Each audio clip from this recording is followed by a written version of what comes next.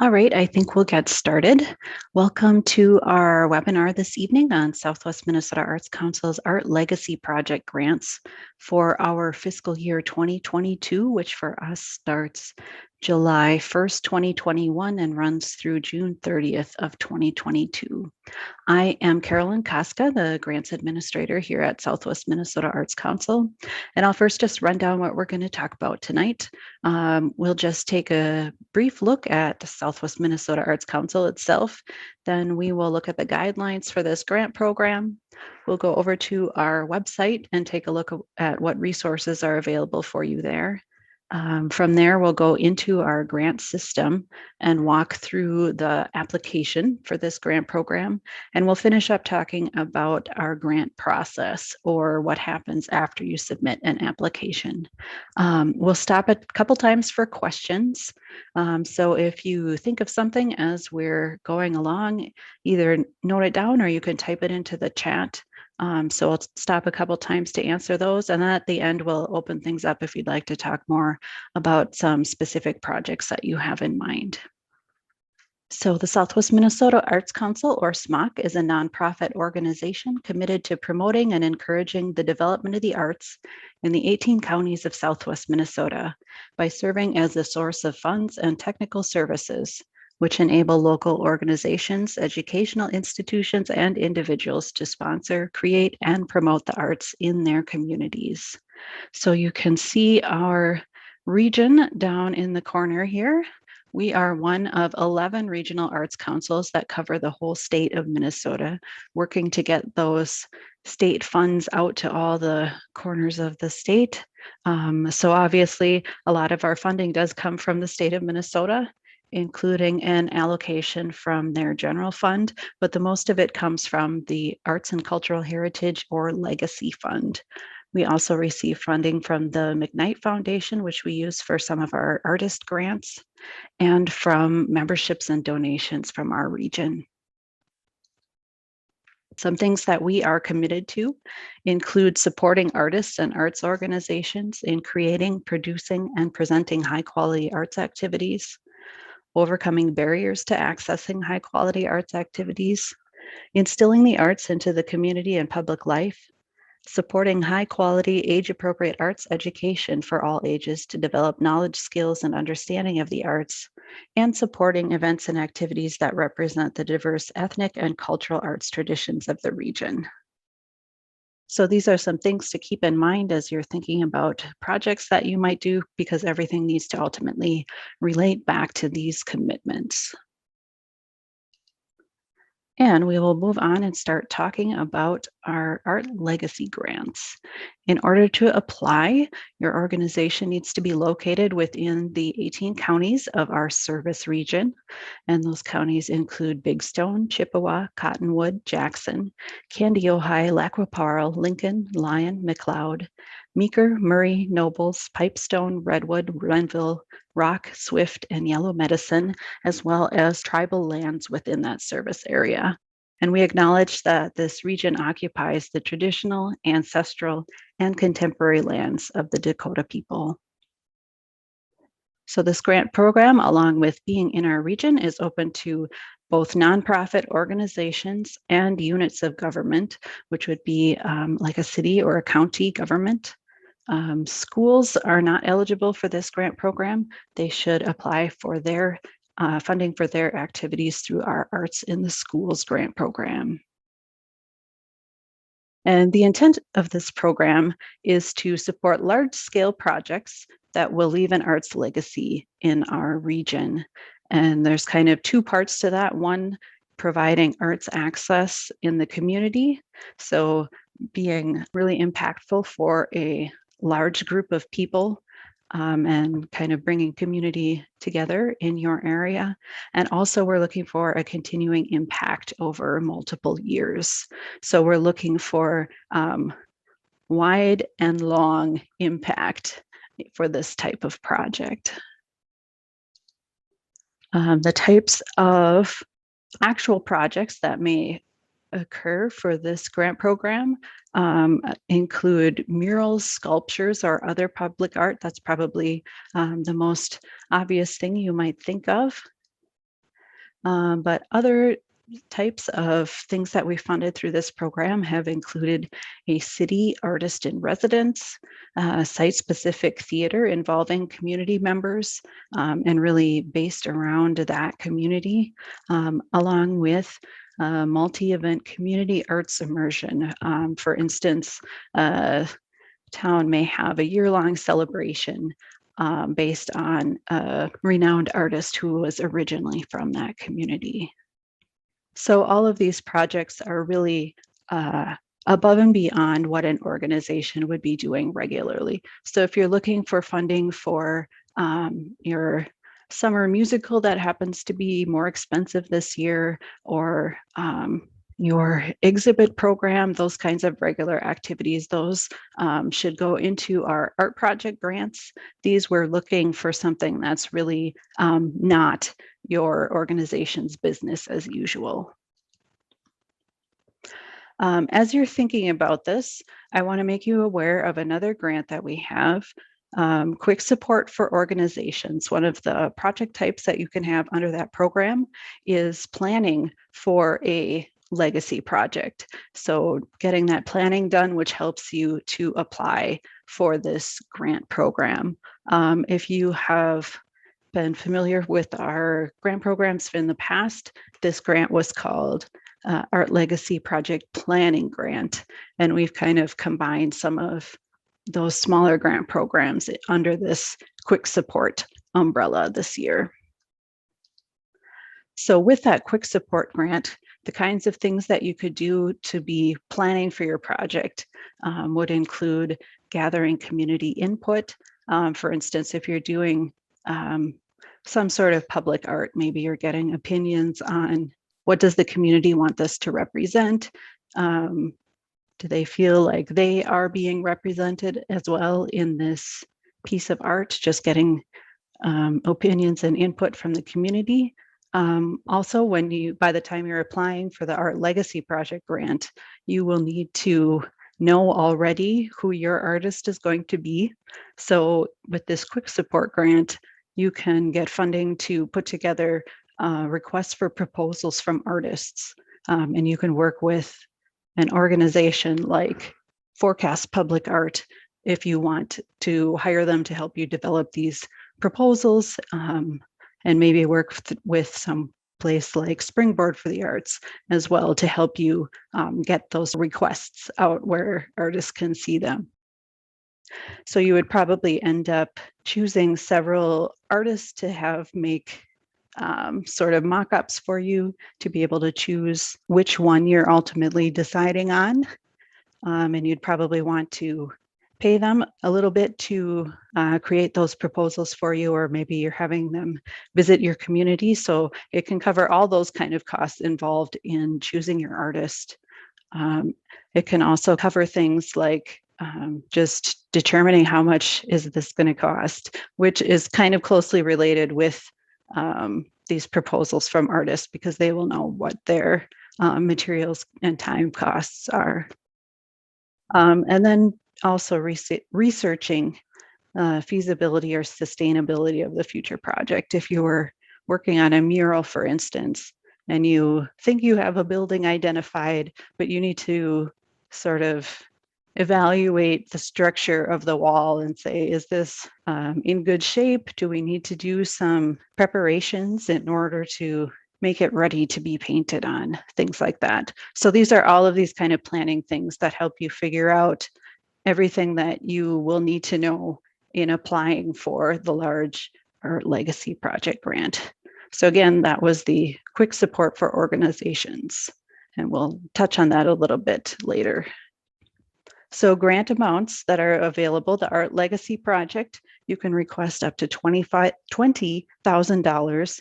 And the quick support for organizations for the planning, you can request up to $2,500. In the current year, fiscal year 2022, there are no matching funds required, which means that your organization won't have to put any money towards the project unless it's more expensive than the amount you can request in the grant. All right, a few more eligibility things to be aware of as you are thinking about applying for this grant. The following are all things that we can't fund. Projects that don't have an art focus, activities of a for-profit project or business, educational projects within a school system. Again, those should go through our Arts in the Schools grant program.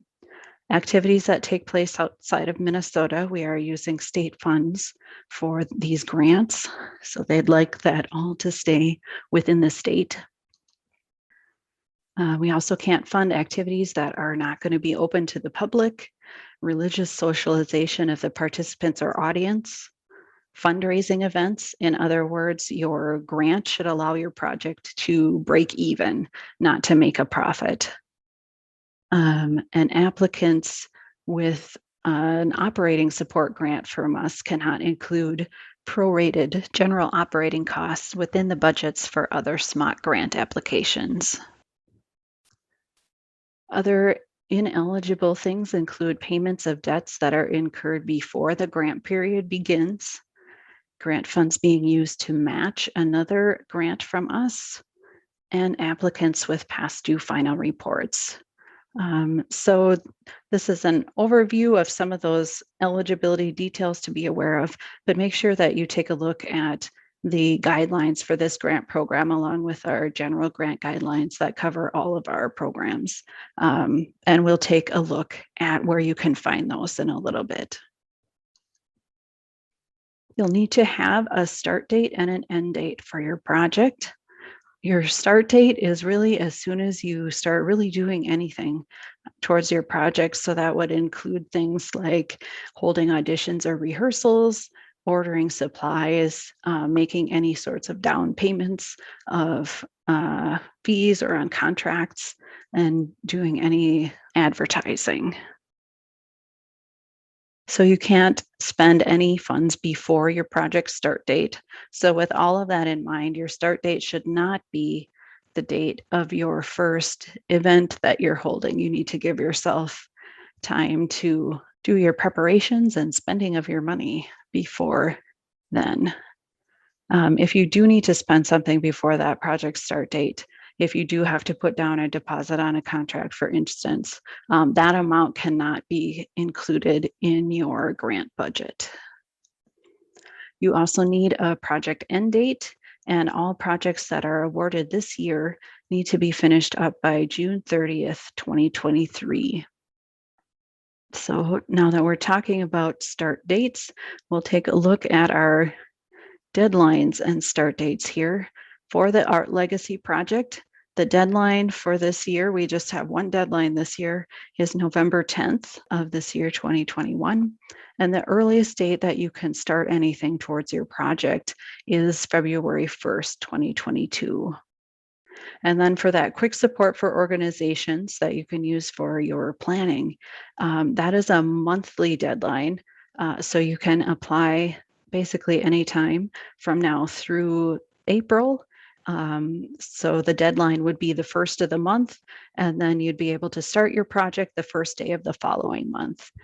So if, for instance, you suddenly got an application finished tonight to apply for October 1st tomorrow, then you could start working on that planning on November 1st.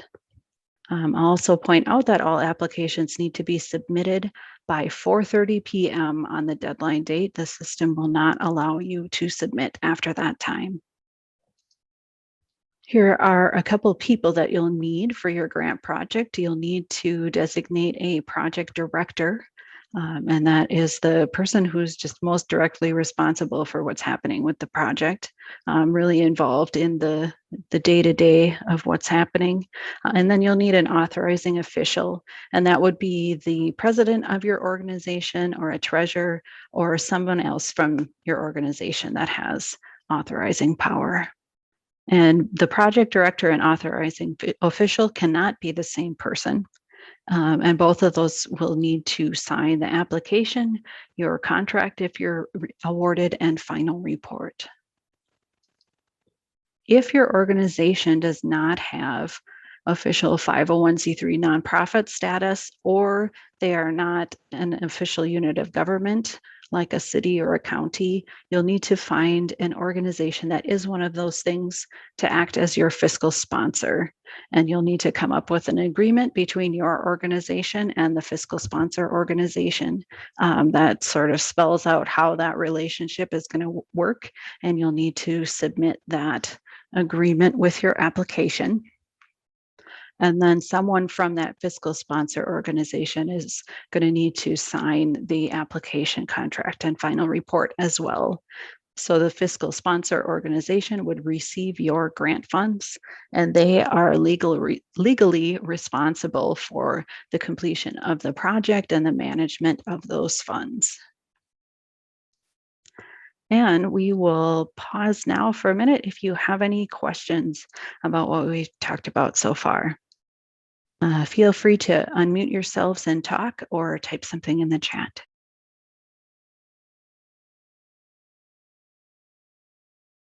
All right, I haven't heard any questions or seen anything come through the chat at the moment, so I'm going to move ahead for now, and we're going to head over to our website. All right, so here is our website, and I'm just going to point out on our homepage the easiest way to get to our grant system. So if you scroll down beneath the slides here, you'll see this black grants box, and there's a login button right here. So that'll be your fastest way to just go right to that grant system. Then we're going to take a look at our workshops and assistance page. This tells you basically all the ways there are to get help with your application. We have grant support open office hours the second Tuesday of every month. You can stop into our office in Marshall from 10 a.m. to 2 p.m. You can just talk about some ideas that you have for a project. You can sit there and work on your application, and we're right there in case you have questions. Maybe you need some help uploading some of your work samples. So that's just an open time for you to stop in and get some help. We have some virtual grants Q&A sessions this year. Those are just some time to get really any questions answered about any of our grant programs. So open to whatever you would like to talk about. The next one is coming up on November 8th, and there is either registration here or you can directly just click the link and join. My information is here if you'd like to schedule some time with me. You can call me as well, send me an email. I am available for any of your questions. And then we have listed here our whole schedule of webinars for the year. You'll see the ones that have already passed. We've got recordings available here. And the future ones, we've got registration available. Okay, we're going to go over to our page for Art Legacy Project grants. So here's another spot where you can access that grant system. There's an Apply Now button on each of the pages for all of our grant programs. So that'll take you right to that login as well. So on this page, we've got all the important dates, deadlines, when our board is going to make a decision on that round of grants. And then we have some materials posted for you. We've got the guidelines for this grant program that we talked about before, along with our general grant guidelines.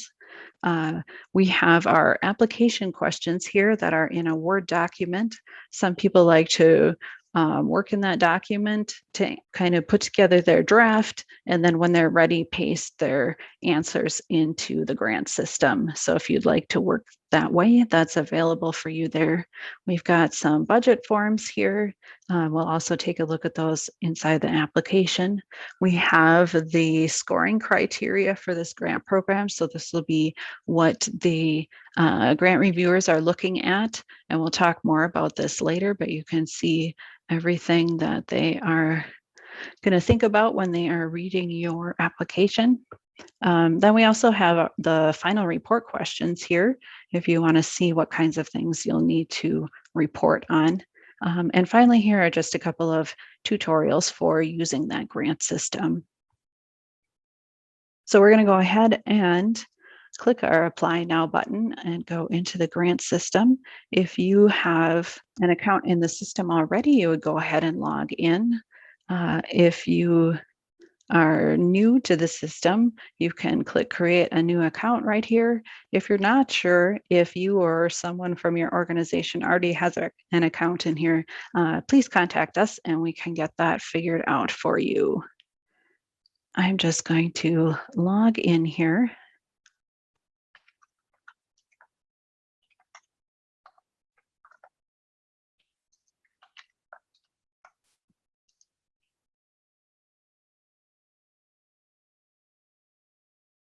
All right, so when you are coming into the system, if you have been working in here before, it'll take you right here to your applicant dashboard. But if you are coming into the system for the first time, it will take you directly to this apply page. So we're going to head there. So this lists all of the grants we currently have open. And you can scroll through and find the one you're looking for. Here are our art legacy projects. If you want to just kind of preview the application without actually starting anything, there's the button for that here. Otherwise, you can go ahead and click apply. So we're going to do that. And I'll just point out a couple of buttons here as we get started. There is Google Translate embedded in the system. So if you'd like to be working in a different language, you can select that here and do that. We also have this Copy Previous Answers button. If you have done any applications in the system before, you can choose one of those to copy answers from, and it'll copy over any questions that are the same between that previous application and the new one that you are starting. So that's really handy, especially for some of that just organization background information that doesn't change a lot. You can just copy that over from another application. Then we have our Collaborate button. This is in order to invite someone to be working on the application with you. You will enter their email address here and decide what level of permission you want to give them. You can send them a message about what you'd like them to do. If you want them to enter in some audience numbers or attach some work samples, they can do that. So you would just click this invite button. They will receive an email, and all they'll need to do if they're not already in the system is just create a password, and they'll be able to come in here and work on the application as well. So as you're getting started with your application here, here's a couple ways to get some questions answered if you need some help. One, you can click here to schedule some time with me. This takes you to my calendar. You can choose how you'd like to meet and choose a day and a time, and that'll just set that right up for you. So that's pretty handy. Or there's also my email address here. So anything you run into as you're working on your application, feel free to contact me. You'll start out putting in a name for your project and the amount you're going to request, although that you may want to wait to fill in that amount until after you have done your budget form. And then as you're getting started here are those guidelines again, the scoring criteria, and just some tips as you are filling out your application. I'll just point out that we have a pretty large character limit for most of the fields.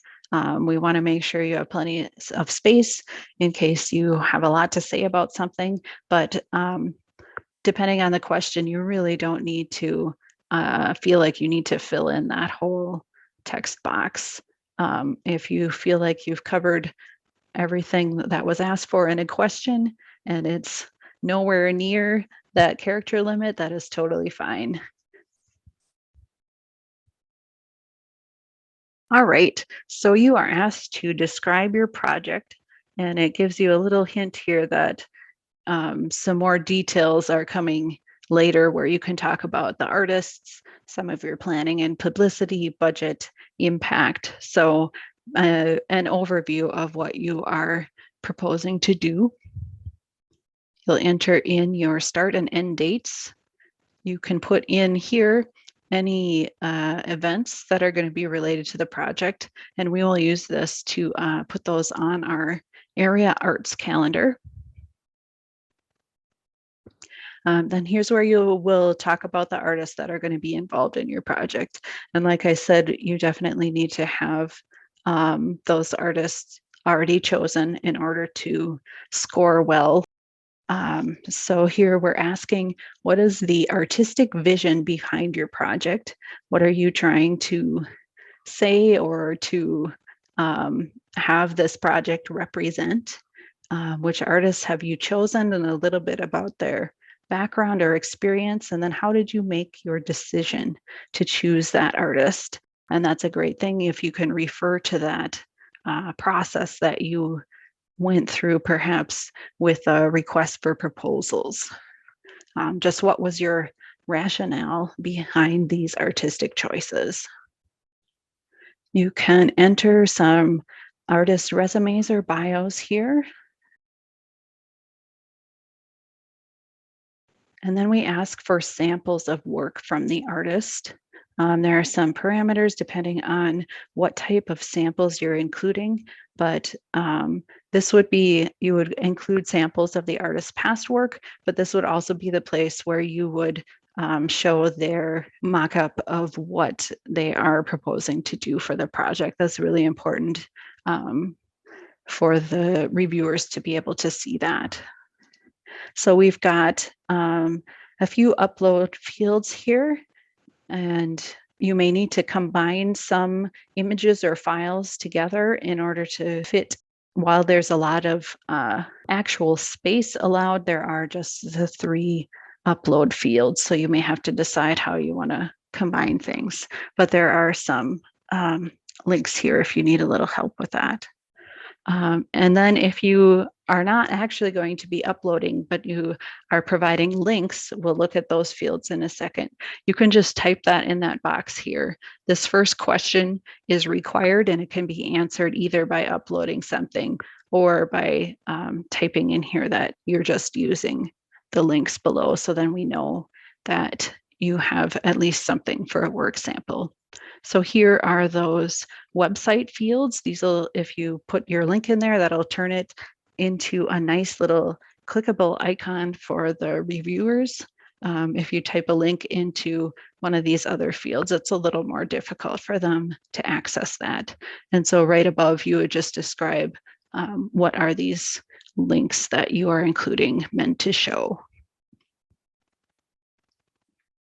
Then our next section of the application is reaching the underserved. We'd like you to describe the groups in your community that are underserved or underrepresented. These groups might be related to language, race or ethnicity, socioeconomic level, ability, etc. And then with this project, what will you do to reach out to or involve at least one of those groups so that they can participate? And there are some examples here of things that you could do. We're not looking for you to sort of check off this whole list. Do what makes sense for your project and for the group that you're trying to involve. And then we ask about whether your organization has an ADA access plan and how you will make sure that this project will be accessible to those with various disabilities. Then we talk about the impact of this project. A few things to think about. First, we ask, why is this project important? What kinds of needs does it meet, whether it's for community members, your organization, artists that are involved? So what makes this important and necessary? Then we ask, what impact do you expect this project will have in the present? So I know this is our legacy grant, but we're first just asking for you to look at the immediate effects that this might have within the period of the grant. So you're going to think of some specific changes that might happen, whether it is to artistic skills, knowledge, attitude, behavior of audiences, participants, artists. So just really think about what would be the kinds of changes you'd be looking for within this grant period. And then how do you plan to measure or prove that those changes have taken place? So how will you gather results or feedback from people? So maybe you're going to do surveys through a bunch of different methods, whether paper or online. Maybe you're going to do some focus groups. So once you've gathered those results, then what will you look for in those results that would indicate that you're successful, that those changes have taken place? So you have all your surveys sitting here, and maybe you decide we want at least 60% of the survey takers to say that they appreciate the new mural, for instance. So that all covers the impact during the grant period. Then we ask, which you're not going to be able to measure now, how the project is going to be providing sustainable arts access or an arts legacy over the next several years in your community. So this might be, you're thinking about, are you planning some future events to sort of refocus people's attention on the project? If the project has some sort of physical structure when it's done, if you've made a mural or a sculpture or something, what is the plan for maintaining that? So you'll be talking about both what are some measurable impacts that you can report on in that grant period time, and then also what ongoing impacts do you expect? And if you are using an evaluation tool like a survey, you can include that here. And we ask for some estimated audience numbers. Then this next section, we are kind of looking at your ability to accomplish this project. So aside from the artists that you talked about earlier, is there anyone else who is going to have a really large role in your project? This may be the person that you designated as your project director, or any other people that have kind of a large role to play. So what are they responsible for? And then you can either provide some information about their experience here just in the text box, or upload resumes. We ask a little bit about your planning schedule and your publicity plans. What kind of support are you getting from the community, whether that's financial support, in-kind support, what kinds of collaborations might be involved in this project. Next is your budget. So you have a few options in doing this. We have a form in two different formats for you here. You can do the Excel form, PDF form, or feel free to create your own budget. But it may help to take a look at one of these two just to sort of remind yourself everything that needs to be included. We're going to take a look at the Excel budget form. So if you do choose to use that PDF form, you'll need to have it open in Adobe Reader in order for the calculations to function. All right, so here's our Excel budget form. You can enter in your project name up there, and here you can type in your different expenses that you have, describe them here. We'll put some amounts in here so we can see what's happening, and you'll see this is totaling for you. So you'll just enter all of your expenses here. And then here's where you will enter your income for the project. Let's put some dollars in there. And then you'll come down to this little calculator that helps you figure out how much you can request. So this calculator took our cash cost minus our other funding and told us our request cannot exceed $6,500 or the maximum requested amount, whichever is less. And we find Art Legacy Project here, which we can request up to $20,000. So obviously the 6,500 is less. That's how much we can request. And if you scroll down a little more, you'll see it. There's this profit calculator as well. You'll want this to equal 0. Let's say we have another $1,000 of expense in there.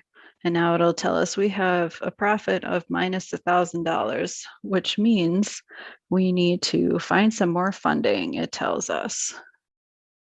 So we could put some more funding in there. Then if your project is more expensive, we'll put in a bunch more costs there.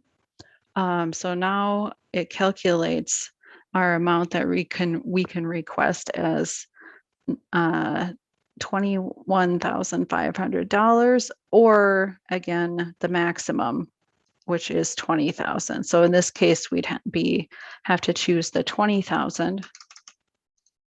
And then it tells us we need to come up with $1,500 more in income.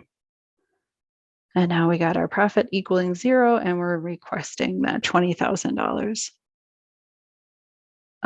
So you would fill this out, save it, and then you can upload that here into your application. There is a budget narrative field here.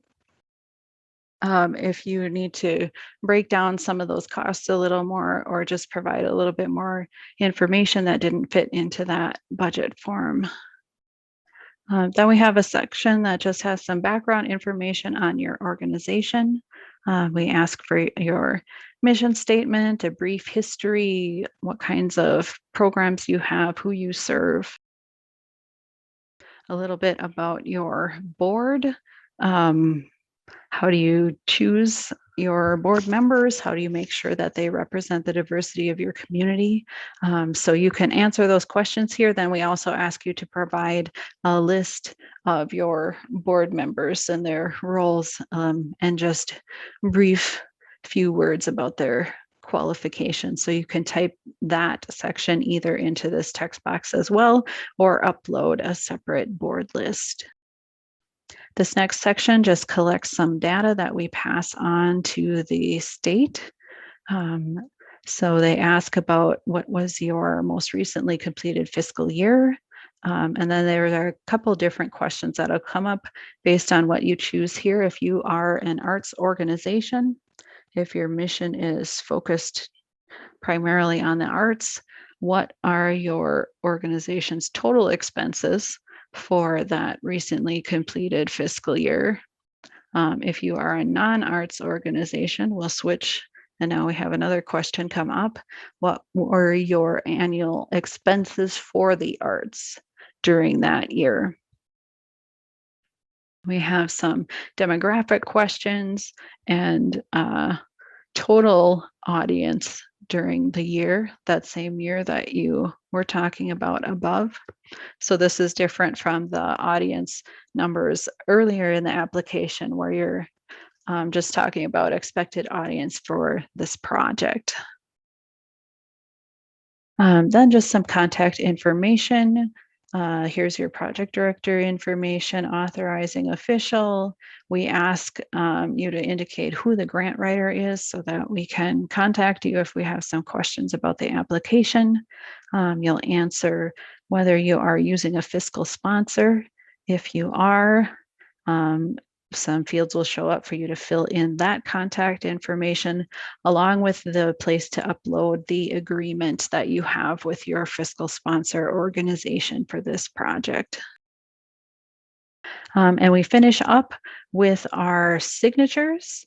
These are our electronic signatures, so you will just type your name in there. This is a great place to use that collaborate button at the top. You can ask your authorizing official or your fiscal sponsor to come in here and sign the application.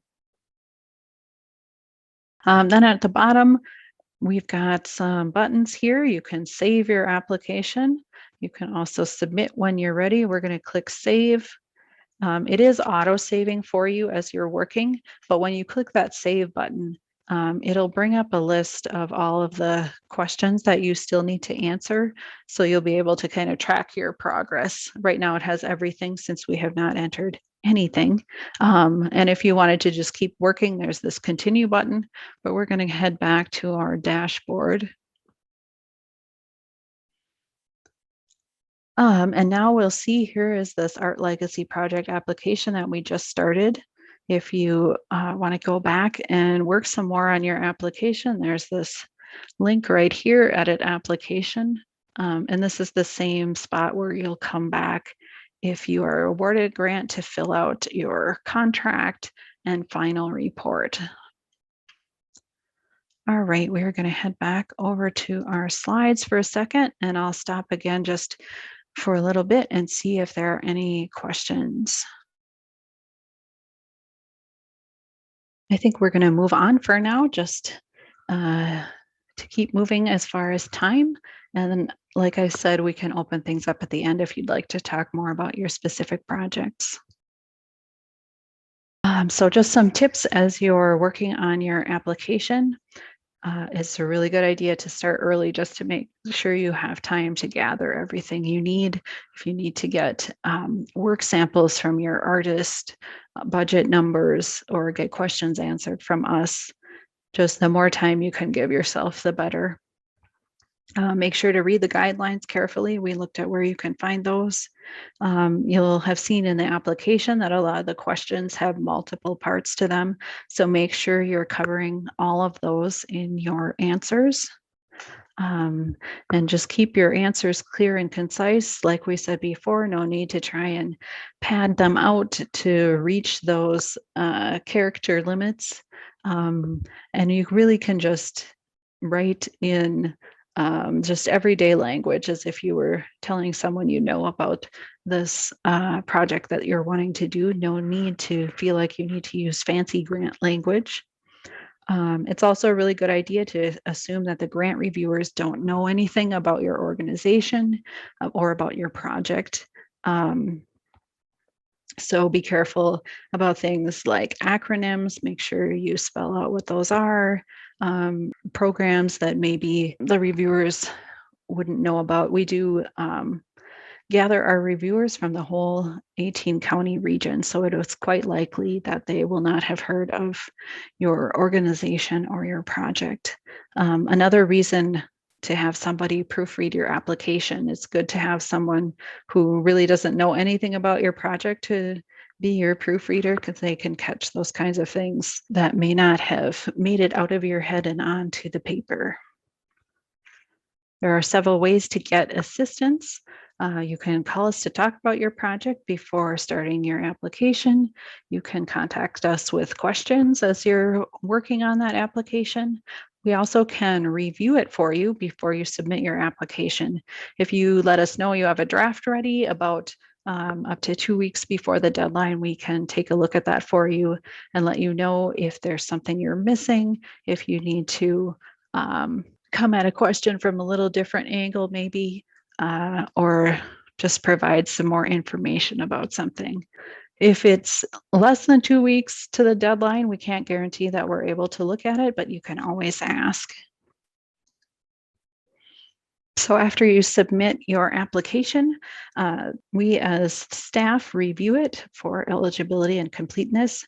And if at that stage there is still something missing or some issue that needs to be cleared up for eligibility, you'll have 48 hours to fix whatever that is. And then from that point, that's sort of our last interaction with your application as staff. We don't have any say over who gets funded or not.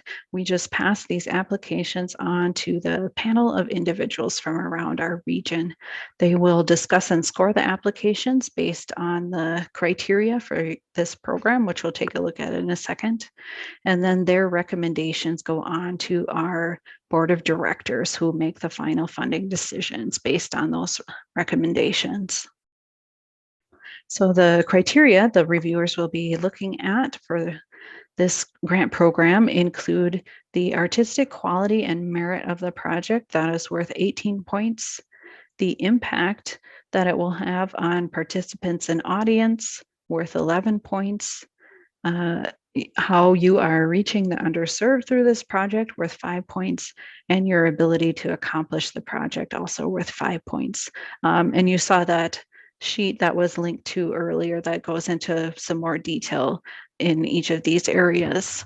And you do need to get a passing score in each of these 4 criteria in order to be considered for funding, even though some of them are not worth as many points.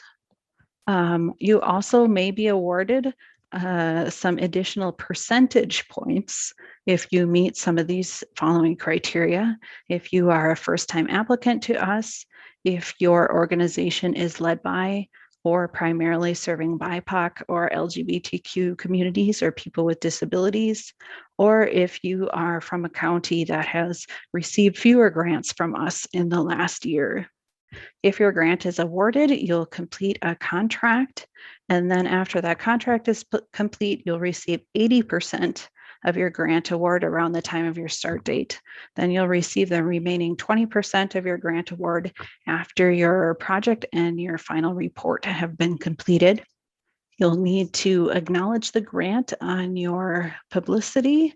There'll be a credit line that's included in your contract that you'll need to use, and you may also need to use this Minnesota Legacy logo depending on the source of the funds you're awarded. And there'll be some posters and logos and the credit line all sent to you, so you don't have to worry about making sure that you're including the right information. You'll need to complete a final report within 60 days after your project end date. And it's a good idea to take a look through that final report when you're just getting started on your project, just to make sure that you are collecting all of the information that you'll need to include in that report. We do expect that you're going to spend what you said you were going to in your budget. So this is not the time after you've been awarded a grant to see where you can kind of cut corners and save some money. We do need you to spend out that full grant. And if it looks like something in your expenses is going to change, please contact us and we can get those changes approved for you.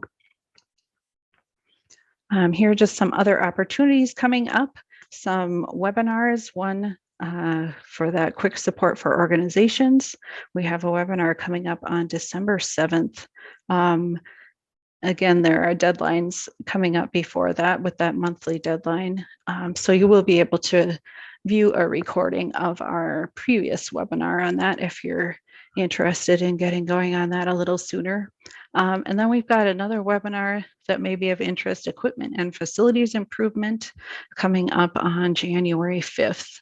And the next deadline for that program is February 9th. And that is all that I have to say for the evening. So I will open things up again, and please feel free to talk about the projects that you have in mind. I see we've got a question. Will there be another individual artist grant webinar coming up? Yes, there is. I am going to just take us over to find that date. I'm just heading back over to our website again, and that handy workshops and assistance page. And our next individual artist is on November 30th will be the next webinar for that. Anything else I can answer for anyone? Anything that you'd like to talk about? All right, I'm not hearing anything. Please feel free to contact me, set up a time on my calendar if you'd like. Send me an email, and we can talk about your project anytime here. And I will just say thanks for joining us tonight, and we hope to hear from you.